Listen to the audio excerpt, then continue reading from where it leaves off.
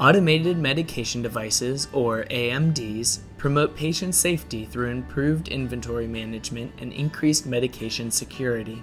Educating learners on the processes that AMDs use will enforce well-managed inventory, and security will increase patient safety.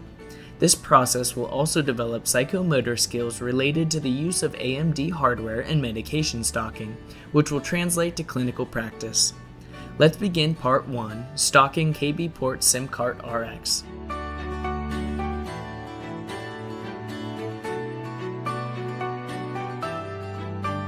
Learners will open Meds Manager and, at the login screen, enter the username and password provided by the instructor. Select Login. Select Stock to view drawers listing current stocked items. Be sure the Patient option is selected, select a patient, and select Patient Details to display patient information.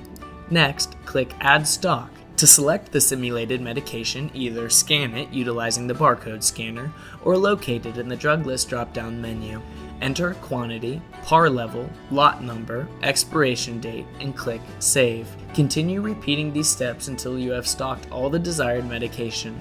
Select Log Out to complete Part 1 of this objective. Let's begin Part 2, Stocking KbPort SimCab RX Nursing. Learners will open Meds Manager and enter the username and password provided by the instructor. Select Login.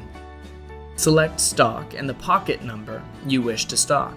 Making sure the storage is selected, click Add Stock. To select the simulated medication, either scan it utilizing the barcode scanner or locate it in the drug list drop-down menu.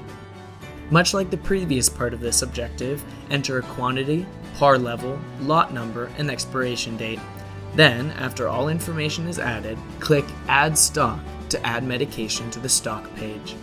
Continue repeating these steps until you have stocked all the desired medication. Select Log Out to complete this objective.